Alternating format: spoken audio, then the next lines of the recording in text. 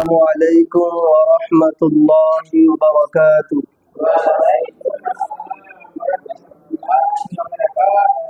الحمد لله الحمد لله نستعينه ونستغفره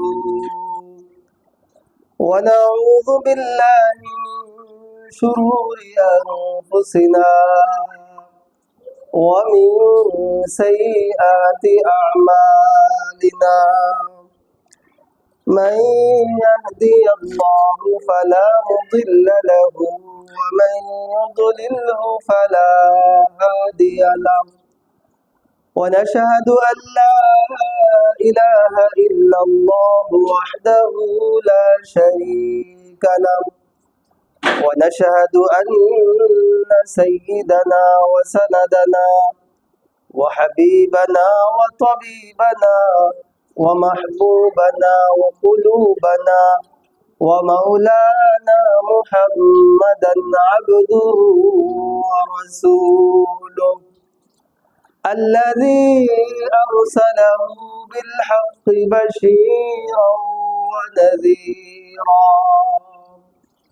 وداعيا إلى الله بإذنه وسراجا وقمرا منيرا. أما بعد فأعوذ بالله من الشيطان الرجيم. بسم الله الرحمن الرحيم. كل نفس ذائقة الموت ثم إلينا ترجعون.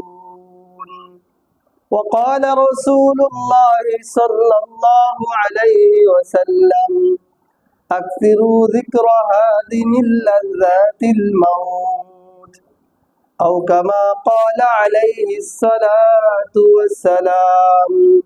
صدق الله المولانا العظيم وصدق رسوله النبي الكريم ونحن على ذلك من الشاهدين والشاكرين والحمد لله رب العالمين. সবাই মহব্বতের সাথে একবার দুরূদ ইব্রাহিম পাঠ করি। اللهم صل على محمد وعلى آل محمد كما صليت على إبراهيم وعلى آل إبراهيم إنك حميد مجيد. اللهم بارك على محمد وعلى آل محمد كما باركت على إبراهيم وعلى آل إبراهيم إنك حميد مجيد. بلغ العلا بكماله كشف الدجى بجماله حسنة جميع خصاله صلوا عليه وآله. মুহতারাম মুআজ্জাজ হাজিরিন, মহান রব্বুল আলামিনের দরবারে লাখো কোটি শুকরিয়া জ্ঞাপন করছি। মহান রব্বুল আলামিন আমাদেরকে বিগত শুক্রবার থেকে নিয়ে এই শুক্রবার পর্যন্ত দুনিয়ার বিভিন্ন জায় ঝামেলা থেকে মুক্ত করে মহান রব্বুল আলামিন তার মহান হুকুম 2 রাকাত জুমার নামাজ আদায়ের উদ্দেশ্যে পৃথিবীর সবচেয়ে উত্তম স্থান মসজিদ আল্লাহর ঘর, এই আল্লাহর ঘরে আসার এবং বসার তৌফিক দান করেছেন। এজন্য আমরা অন্তরের অন্তঃস্থল থেকে শুকরিয়া আদায় করি, বলি আলহামদুলিল্লাহ। শুধু তাই নয়, জুমার নামাজ আদায়ের পূর্বে দ্বীনের কিছু কথা বলা এবং শোনার তৌফিক দান করেছেন। এই জন্য আবারও দিল থেকে শুকরিয়া আদায় করি, বলি আলহামদুলিল্লাহ। মুহতারাম হাজিরিন, আমি খুতবার ভিতরে একটি আয়াত তেলাওয়াত করেছি। আল্লাহ পাক রব্বুল আলামিন ইরশাদ করেন, কুল্লু নাফসিন যায়িকাতুল মাউত সুম্মা ইলাইনা তুরজাউন। আল্লাহ তাআলা বলেন যে প্রত্যেক প্রাণীকে মৃত্যুর স্বাদ গ্রহণ করতে হবে। চাই সেটা মানুষ হোক, পশু পাখি হোক, বা অন্য যত প্রাণী আছে, যার জীবন আছে তার মৃত্যু কি অবধারিত। হয়তোবা কেউ 100 বছর আগে মারা যাবে, কেউ 100 বছর পরে মারা যাবে।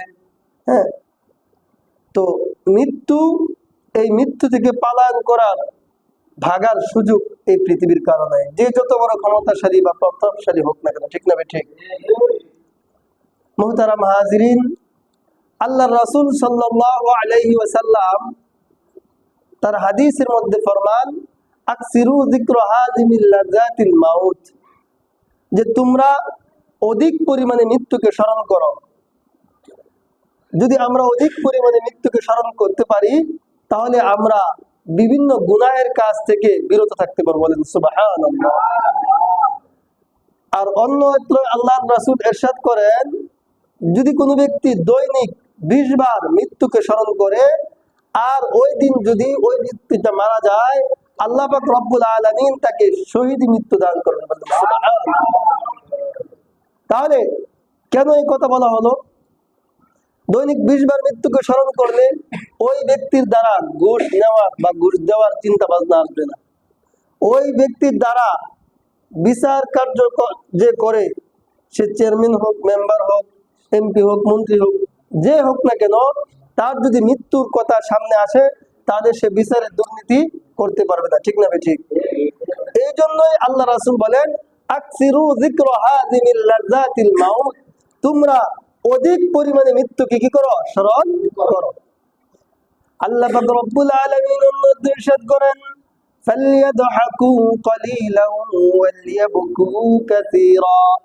আল্লাহ বলেন, ও আমার বান্দারা, তোমরা বেশি বেশি কাঁদো, কম হাসো। কম হাসো, বেশি বেশি কাঁদো। কেননা মানুষ যখন বেশি আনন্দ করে, বেশি উল্লাস করে, আনন্দর মাত্রা যখন বেড়ে যায়, তখন সে আল্লাহ এবং আল্লাহর রাসূলের বাতানো পথ এবং নদকে বলে যায়, ঠিক না ঠিক? একটা মানুষ যদি অসুস্থ থাকে, তাহলে সে তার গুনার প্রতি তার দাবিত হয় না। তার মন খারাপ থাকে, তার শরীর ভালো নয়। একটা মানুষের ব্যবসায় লস খেয়েছে, তার আনন্দের কথা মনে থাকে না। একটা মানুষ আল্লাহ এবং আল্লাহর রাসূলের কথা বেশি বেশি স্মরণ করে, মৃত্যুর কথা বেশি বেশি স্মরণ হয়। ওই ব্যক্তিটার সামনে যতই আমোদ প্রমোদ করা হোক না কেন, যতই ফুর্তি আমোদ করা হোক না কেন, সে আল্লাহ তাআলার কথা এবং নবী সাল্লাল্লাহু আলাইহি সাল্লামের সুন্নতের বাইরে সে যায় না, ঠিক না ঠিক? কিন্তু যখনই সে বেশি আনন্দ উল্লাস করে, তখনই তার ইসলামের পন্থা সে ছেড়ে দেয়, ইসলামের পথকে সে ভুলে যায়, পথ ভ্রষ্টের দিকে অগ্রসর হতে থাকে, ঠিক না ঠিক? আল্লাহ পাক রব্বুল আলামিন এই মৃত্যুর কথা বলতে যায় বলেন, কুল ইন্নাল মাউতাল্লাযী তাফিরুনা মিনহু ফাইন্নাহু মুলাকীকুম সুম্মা তুরাদ্দুনা ইলা আলিমিল গায়বি ওয়াশ-শাহাদা ওয়াশ-শাহাদাতি ফায়ুনাব্বিউকুম বিমা কুনতুম তা'মালুন। আল্লাহ বলেন, মানুষ যতই মৃত্যু থেকে পালায়ন করার চেষ্টা করুক না কেন, যতই মৃত্যু থেকে ভাগার চেষ্টা করুক না কেন, মৃত্যু তাকে আলিঙ্গন করবে, মৃত্যু তার সাথে সাক্ষাৎ করবে। সে যদি এই মৃত্যু থেকে পালায়ন করার জন্য যতই চেষ্টা করুক না কেন, মৃত্যু তার সাথে মোলাকাত করবে। আল্লাহ তাআলা অন্যত্র ইরশাদ করেন, আইনামা তাকুনু ইউদরিকুমুল মাউতু ওয়ালাউ কুনতুম ফি বুরুজিম মুশাইয়াদা। আল্লাহ বলেন, মৃত্যু থেকে পালায়ন করে মানুষ যদি সুদূর কেল্লার ভিতরে পৌঁছে যায়, কেল্লা বলা হয় দুর্গ, বড় বড় প্রাচীর দ্বারা বেষ্টিত ঘর, যেটা অনেক মজবুত, গুলি করলে গুলি ঢোকে না, বোম মারলে বোম ওইটার ভিতরে আঘাত করতে পারে না। এরকম মজবুত সুদূর কেল্লার ভিতরেও যদি তুমি ঢুকে থাকো, আজরাইল আলাইহিস সালাম আল্লাহ তাআলার আদেশে, আল্লাহ তাআলার হুকুমে তোমার যখন মৃত্যুর সময় আসবে, তুমি ওই কেল্লার ভিতরে থাকলেও, ওই দুর্গের ভিতরে থাকলেও তোমাকে মৃত্যু ধরবে, পাকড়াও করবে, ঠিক না ঠিক?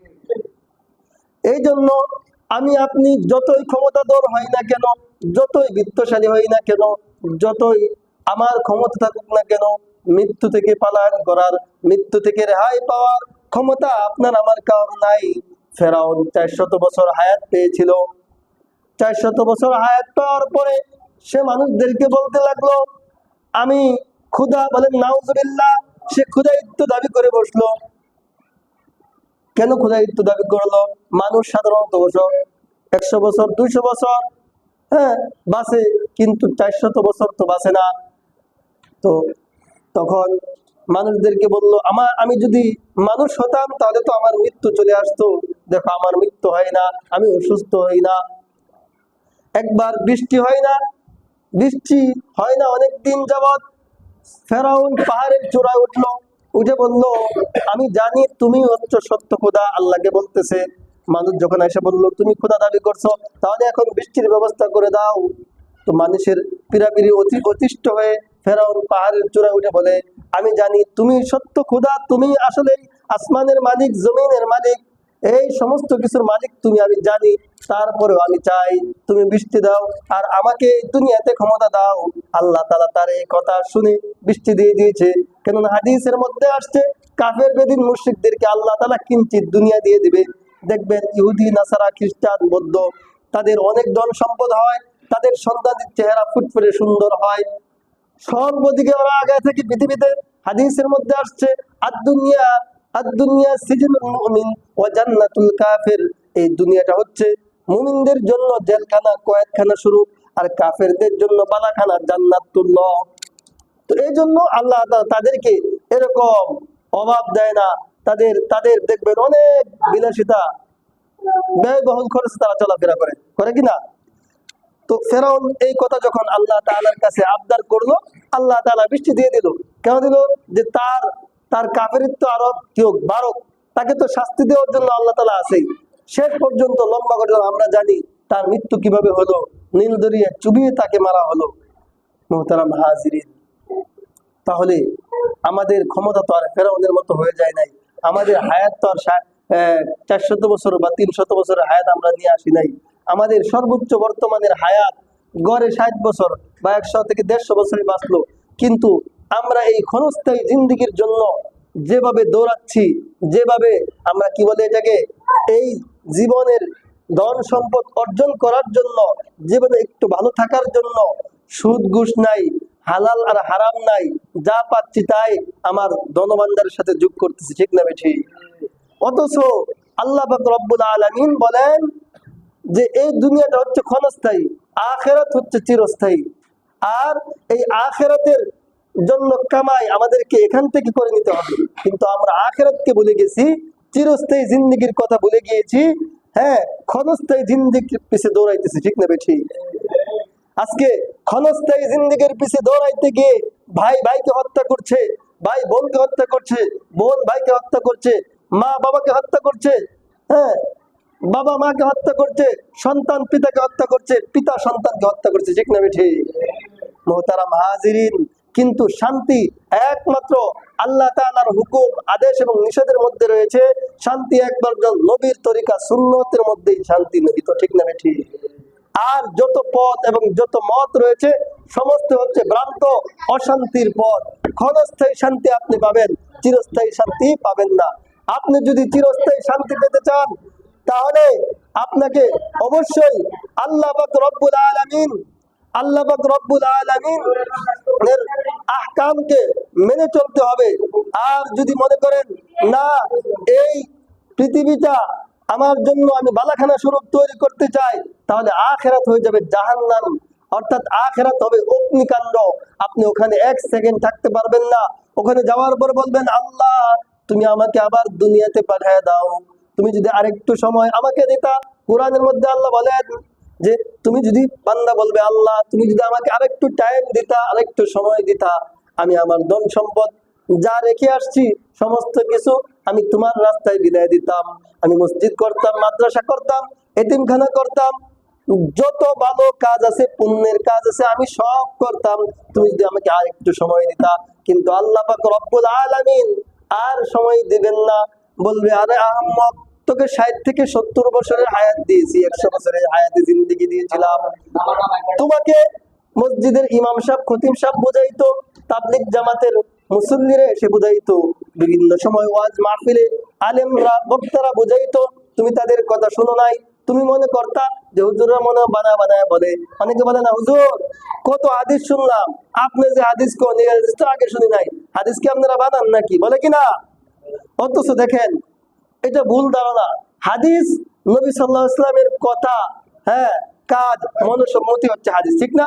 তো নবীজি যাওয়ার পর তো আর কোনো হাদিসের কথা, নবীজি থাকাকালীন যে হাদিস, সেই হাদিসগুলাই হয়তোবা আমি আপনি শুনি নাই, আমি আপনি কোনোদিন এই হাদিস শুনি নাই, এখন প্রথম শুনছি বিদায় এখন আমার কাছে মনে হচ্ছে যে আরে এটা তো কখনো শুনি নাই। অনেকে হতে হতে না হুজুর বাপ দাদারা করে আসছে, এখন আপনি বলেন যে এটা করা যাবে না, এটা বেদাত। বাপ দাদার কথা কি হাদিস, নাকি আল্লাহ এবং আল্লাহর রাসূলের কথা মানতে হবে? কোনটা মানতে হবে? আল্লাহ এবং আল্লাহর রাসূলের কথা আমাদেরকে মানতে হবে, কোরআন ও হাদিসকে আমাদেরকে ফলো করতে হবে, ঠিক না ভাই? ঠিক। আল্লাহ পাক রব্বুল আলামিন তার হাবিবের মাধ্যমে জানায় দেন যে আমি তো চলে যাব, কিন্তু আমার উম্মত ততক্ষণ পর্যন্ত পথভ্রষ্ট হবে না যতক্ষণ পর্যন্ত তারা দুইটা জিনিসকে আঁকড়ে ধরবে। একটা হচ্ছে কিতাবুল্লাহ, আর একটা হলো সুন্নত রাসূল, অর্থাৎ আল্লাহ তাআলার কালাম কোরআন, আর হলো রাসূল সাল্লাল্লাহু আলাইহি ওয়াসাল্লামের হাদিস। এই দুইটা জিনিস যদি কোনো আল্লাহর বান্দা আঁকড়ে ধরতে পারে, আঁকড়ে ধরে রাখে, তাহলে সে কখনো পথভ্রষ্ট হবে না। অন্যথায় সে এর থেকে যে কোনো একটাকে ছেড়ে দেয়, তাহলে সে পথভ্রষ্ট হয়ে যাবে। বুঝতে পারছেন? অনেকে বলে আমরা সহি হাদিস মানি, কোরআন মানি না।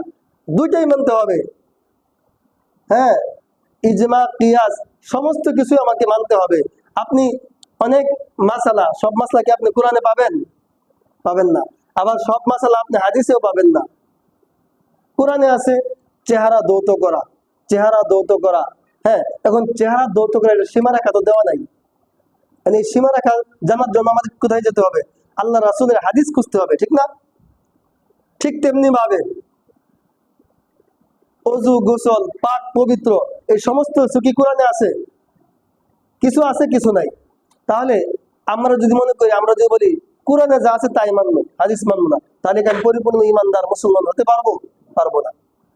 একজন মানুষ যখন অফিসে কাজ করে, তার অফিসের যে নিয়ম কানুন আছে, মনে করেন 20টা নিয়ম আছে যে ঠিক 9টায় অফিসে ঢুকতে হবে, হ্যাঁ, দুপুর 2টায় লাঞ্চ, আবার ঠিক 5টায় ছুটি হবে, এরকম ভাবে কিছু রুলস আছে। তো এখন 20টা নিয়ম কানুন, সে 10টা মানে আর 10টা মানে না, তাহলে কি তার চাকরি ঠিক থাকবে?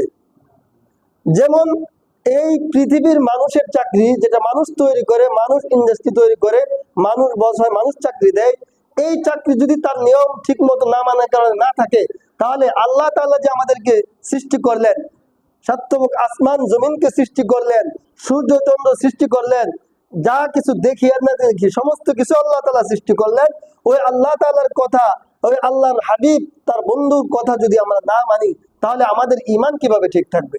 ঠিক না বে ঠিক? তাহলে আমরা সহজভাবে কেন বুঝতে চাই না? আমরা কেন তর্কে জড়িয়ে যাই? আমরা ফরজের খবর নাই, সুন্নত নিয়ে মারামারি করি, নফল নিয়ে মারামারি করি, কিন্তু ফরজের খবর নাই। 5 ওয়াক্ত নামাজ ফরজ, এটা পড়ি না, কিন্তু হাত বুকে বাঁধবো না নাভির নিচে বাঁধবো, আমিন জোরে বলবো না আস্তে বলবো, এগুলো নিয়ে মারামারি করা শুরু করে দিই। ঠিক না বে ঠিক? মুহতারাম হাজিরিন, এই জন্য আমাদের এই সমস্ত কার্যকলাপ, এই সমস্ত ধ্যান ধারণা থেকে বেরিয়ে আসতে হবে। দেখেন এগুলো নিয়ে অনেক জায়গায় মারামারি হয়ে যায়, অথচ একটাবার এই চিন্তা করলাম না যে আমার বন্ধু তো শুক্রবারের নামাজ পড়ে না, 5 ওয়াক্ত তো পড়ে না, জুমার নামাজটাও পড়ে না, ঈদের নামাজ পড়ে না, তাকে দাওয়াত দিয়ে বুঝাই নিয়ে কেন আমি মসজিদে নিয়ে আসি না? কিন্তু বন্ধুকে দাওয়াত দিয়ে নিয়ে যায়, দোস্ত সারা জীবন নাবির নিচে হাত বাঁধছ, এখন এই নামাজ তো হয় নাই, তোমার হাত তো বুকের উপরে বাঁধতে হবে। এখন তো ওই লোকটা কনফিউজে পড়ে যায়, কনফিউশন, কি রে সারা জীবন নামাজ পড়লাম এভাবে, নামাজ না হয় তাহলে তো সব শেষ। ঠিক না? একটা মানুষ নামাজ যাই পড়ছে, এখন যদি আপনি বলেন এই দেখ বুখারী শরীফে এখানে লেখা আছে, এখন এক জায়গায় লেখা আছে আরো 3 জায়গায় নিষেধ আছে, তাহলে আপনি কোনটা মানবেন? 3টা যেটা ওটা অগ্রগণ্য দিব না আমি? যদি সাক্ষী গ্রহণ করেন, যেদিকে 10 জন সাক্ষী বেশি দিচ্ছে, আরেক জায়গায় 5 জন, 5 জনের কথা মানবো না 10 জনের কথা মানবো? তাহলে আমি চিন্তা করি শুধু বুখারী শরীফ মানবো কেন? মুসলিম শরীফ, তিরমিজি শরীফ, নাসাই, হ্যাঁ, ইবনে মাজাহ, আবু দাউদ, এগুলা কি হাদিসের কিতাব না?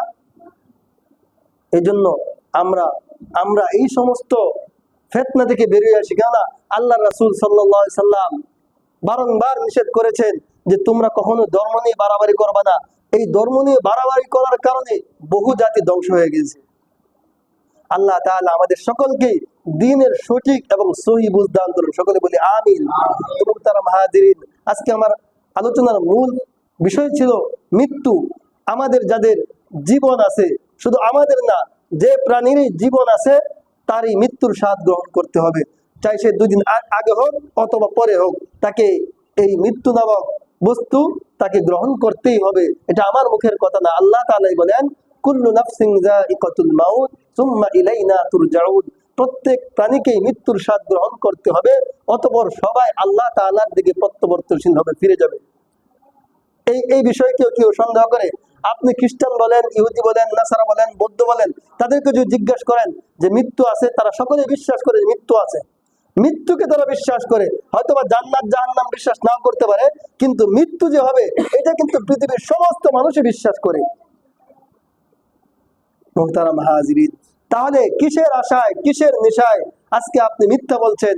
কিসের একটু ভালো থাকার জন্য, পরিবারকে একটু ভালো করার জন্য, একটু ভালো খাবার দেওয়ার জন্য, হ্যাঁ, একটু আরাম আয়েশে থাকার জন্য আপনি নিজে আপনার নিজের গুনার পাল্লাকে ভারী করছেন। অথচ যে স্ত্রীর জন্য, যে সন্তানের জন্য, যে ভাইয়ের জন্য আপনি এই মৃত্যু দিয়ে, হ্যাঁ, এই আপনার মিথ্যা দিয়ে, ঘুষ সুদ দিয়ে আপনি আপনার গুনার পাল্লাকে ভারী করছেন, কাল কিয়ামতের ময়দানে ওই ভাই আপনাকে চিনবে না, ওই স্ত্রী আপনাকে চিনবে না, ওই সন্তান আপনাকে চিনবে না। এটা আমার মুখের কথা না। সূরা আবাসের মধ্যে আল্লাহ তাআলা বলেন ইয়াউমা ইয়াফিরুল মারউ মিন আখিহি ওয়া উম্মিহি ওয়া আবিহি ওয়া সাহিবাতিহি ওয়া বানিহি। আল্লাহ বলেন ইয়াউমা ইয়াফিরুল মারউ মিন আখিহি, ভাই থেকে মুখ ফিরায় নেবে কিয়ামতের ময়দানে, ওয়া উম্মিহি ওয়া আবিহি, মা বাবা সন্তান থেকে মুখ ফিরায় নেবে, সন্তান মা বাবা থেকে মুখ ফিরায় নিবে, ওয়াসাহিবাতিহি ওয়া বানি, বন্ধু বন্ধু থেকে মুখ ফিরায় নিবে, বান্ধবী বান্ধবী থেকে মুখ ফিরায় নিবে। অথচ এক বন্ধু আর এক বন্ধুর জন্য এই দুনিয়াতে থাকাকালীন নিজের জীবন পর্যন্ত উৎসর্গ করে দেয়, দেয় কিনা? একজন ছেলে একজন মেয়েকে ভালোবাসে, মহব্বত করে, ওই ভালোবাসার কারণে মা বাবার আদেশ ত্যাগ করে তারা পালায় যায়। যখন মা বাবা তাদেরকে গ্রহণ করে না নেয়, আমরা এরকম ঘটনা বাংলাদেশে অনেক দেখছি, বাহিরের কথা বলতেছি না। একই রশিদে এক মাথায় মেয়ে আর এক মাথায় ছেলে ঝুলে যায়, ঠিক না বেশি? কিন্তু এত প্রীত, এত ভালোবাসা কিয়ামতের ময়দানে থাকবে না। তখন কিয়ামতের ময়দানে এই যে বন্ধুটা, এই বন্ধুটা ওই বান্ধবীকে চিনবে না। তাহলে কেন আজকে আমি আমার স্ত্রীর জন্য, আমার সন্তানের জন্য আমার গুনার পাল্লাটাকে ভারী করতেছি? সন্তান আমি মারা যাওয়ার পরে 1 বছর 2 বছর শুধু কি করবে? মৃত্যুর তারিখটাকে অনুসরণ করে দোয়া করাবে, আর কিছুদিন পরে আর বাবার কথা মনে থাকবে না। তাহলে ওই সন্তানের জন্য আমি আমার গুনার পাল্লাকে ভারী করতেছি। কিন্তু মানুষ, এটা মানুষের আদত, মানুষের অভ্যাস। কেননা আল্লাহ পাক রব্বুল আলামিন মানুষকে সন্তানের প্রতি মহব্বত দিয়ে সৃষ্টি করেছেন, সন্তানকে মাতা পিতার প্রতি মহব্বত দিয়ে সৃষ্টি করেছেন। তারপরেও দেখা যায় এত মহব্বত করার ফলেও মা বাবাকে সন্তান ছেড়ে যায়, সন্তান মা বাবাকে কষ্ট দেয়, দেয় না, দেয় না, বলেন? দেয়। এমনও সন্তান আছে মাতা পিতার গায়ে হাত পর্যন্ত দিয়ে দেয়। বাবার ছেলে, ওই ছেলের 2টা 3টা বাড়ি, কিন্তু বাবার জন্য একটা রুম তার বাড়িতে বরাদ্দ নাই। বাবার জায়গা হয় বৃদ্ধাশ্রমে, মার জায়গা হয় বৃদ্ধাশ্রমে। আপনারা দেখছেন মিল্টন সমদ্দার এক ব্যক্তি, সে বৃদ্ধাশ্রম খুলেছিল। তার নামে অনেক কথা শুনতেছি, সত্য মিথ্যা আল্লাহ তাআলাই ভালো জানে। সে কি করতো? যে মানুষগুলাকে বৃদ্ধাশ্রমে, অর্থাৎ যে মানুষগুলা পথে পড়ে থাকতো, হ্যাঁ, সন্তানরা খোঁজ খবর নেয় না, ওই সন্তান, ওই মাতা পিতা গুলো সে এনে তাদেরকে এরকম লালন পালন করতো। যে মানুষগুলার কোনো ঘর বাড়ি নাই, ঠিকানা নাই, ওই মানুষগুলাকে সে নিয়ে আইসা সেরকম লালন পালন করতো। সে দোষী না নির্দোষ এটা আমি বলতেছি না, কিন্তু আজকে যদি সন্তানরা ঠিক মতো তার মাতা পিতার কদর করতো, মাতা পিতার খোঁজ খবর নিত, তাহলে তো মিল্টন সামাদ্দারের মতো ব্যক্তি যদি অপকর্ম করে থাকে, তাহলে এই অপকর্ম করার সুযোগ পেত না। অনেকে বলছে সে নাকি কিডনি বিক্রি করছে, অঙ্গবদল বিক্রি করছে। এটা সত্য না মিথ্যা এটা প্রশাসন দেখবে। কিন্তু আমি বলতেছি, আমি এই জন্য এই কথাটা বললাম যে যদি আমি আপনি আমাদের মাতা পিতার খোঁজ খবর ঠিক মতো নিতাম, তাহলে তো সে এরকম ব্যবসা করার, যারা বলছে ব্যবসা, যদি ব্যবসা করে থাকে তাহলে ব্যবসা করার সুযোগটা করে দিল কে? সন্তানরা। আমি তো প্রতিবেদন আপনারা দেখছেন যে বলতেছে যে আজকে আমি চাইছিলাম আমার ছেলে, আমি দেখছি কদিন আগে এক লোক বলতেছে যে আমার এক ছেলে ইঞ্জিনিয়ার, আর এক ছেলে ব্যারিস্টার, আর এক ছেলে কানাডায় থাকে, আমার ঢাকা শহরে আছে, আমি ডাক্তার ছিলাম, ডাক্তার, সরকারি ডাক্তার ছিল, বলতেছে যে আমার এখন আমার বৃদ্ধাশ্রমে আমাকে আমার কোনো খোঁজখবর দেয় না। তাহলে তাহলে এই যে মিল্টন সামাদ্দারের মতো ব্যক্তি এইসব কার্যক্রম করার সুযোগ তো আমি বলবো এই সন্তানরা করে দিয়েছে। আমি যদি আমার মাতা পিতার খোঁজ নিতাম তাহলে তো কোনো ব্যক্তি আসা আমাদের মা বাবাকে দিয়ে ব্যবসা করতে পারতো না। আমি বলছি না সে দোষী বা নির্দোষ, মানে এই জন্য বললাম। কিন্তু আজকে দেখেন, আর এটার জন্য একমাত্র দায়ী সন্তানরাও না, মাতা পিতারাও আছে। কেন? যখন সন্তান ছোটবেলায় আস্তে আস্তে বড় হয়, ওই সন্তানকে ওইভাবে শিক্ষা দিতে হয়। আরেকটা কথা হলো, আরবিতে একটা প্রবাদ আছে, কামা তাদিনু তুদানু, যেমন কর্ম তেমন ফল। আমি যদি আমার বাবাকে না দেখিয়ে থাকি তাহলে আমার সন্তানরাও আমাকে দেখবে না। হয়তো কেউ ক্ষেত্রে এরকম হয়েছে। মোহতারাম হাজিরিন, এই জন্য আসুন আমরা এই মৃত্যুকে বেশি বেশি স্মরণ করি। কারণ আল্লাহ রাসূল বলেছেন, আকসিরু যিকরা হাদিমিন লাযাতিল মাউত, তোমরা অধিক পরিমাণে মৃত্যুকে স্মরণ করো। কেননা মৃত্যুকে যদি বেশি বেশি স্মরণ করতে পারি তাহলে আমরা কখনো গুনার দিকে ধাবিত হব না।